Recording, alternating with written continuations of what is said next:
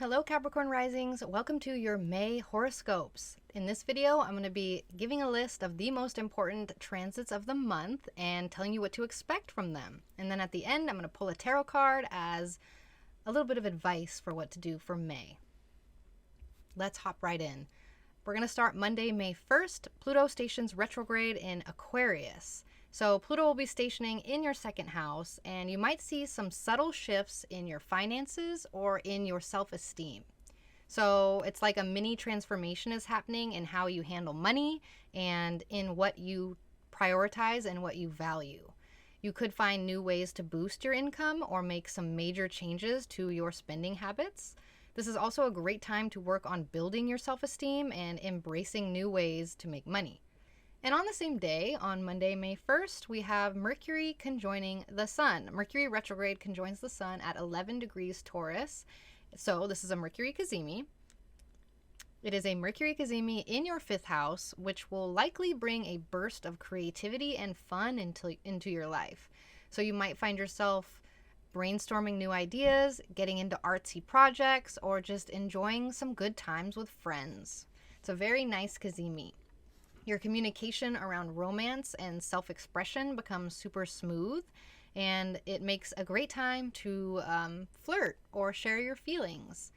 And then on Friday, May 5th, we have the lunar eclipse at 14 degrees Scorpio, and this lunar eclipse will be in your 11th house, and it's all about reevaluating your friendships and your social circles over the next 6 months. Or it's kind of like tying up loose ends from last year's beginning of the shift of changes with your social circles. You might find yourself reflecting on who your true friends are during this full moon and whether your social goals align with your current path.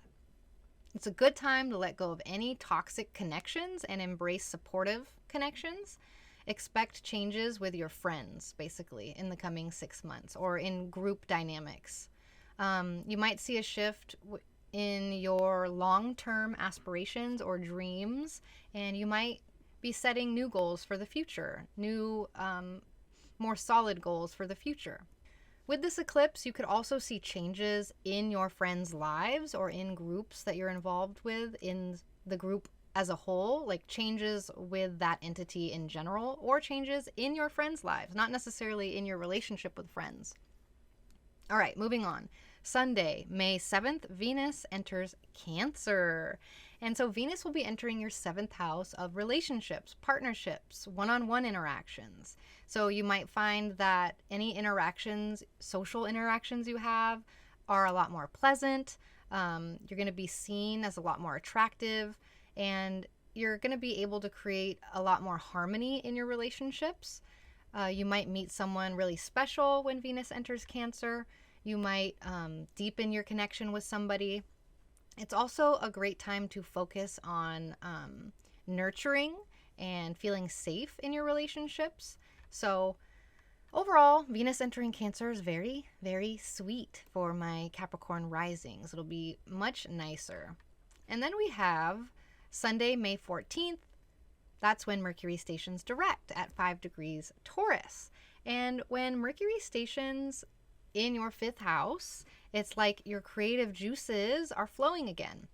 You'll find it a lot easier to express yourself, whether that's through art, through writing, or, just simply sharing your feelings or dressing the way you want to dress.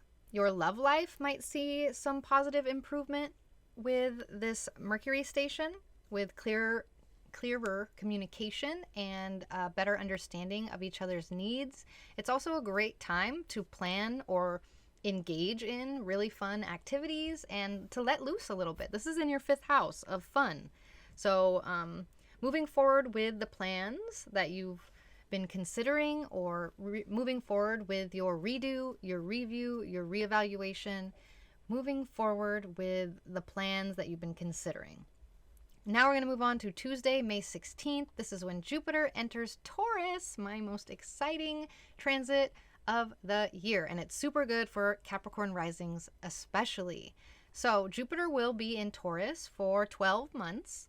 And so it will be in your 5th house for 12 months. For those of you who can get pregnant, be careful. This is a very fertile time for y'all. Pluto will be a part of this, though. So Jupiter in Taurus. Let's start with Jupiter in Taurus. I'm going all over the place.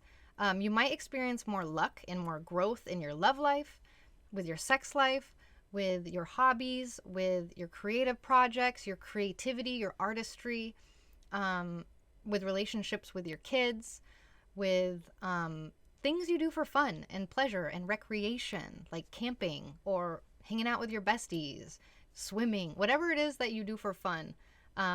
You'll experience a lot more luck and growth with joy over the coming 12 months. Also, for those of you who like to party, this is a 12 months of partying. Do I recommend that? Not necessarily. But you'll be more likely to want to have fun with Jupiter in your 5th house. So this is a very exciting transit. I would be excited if I was a Capricorn rising. With that being said, when Jupiter enters Taurus, it immediately squares Pluto. So there could be some tension around money, some tension around values, some tension around your self-esteem and your self-confidence.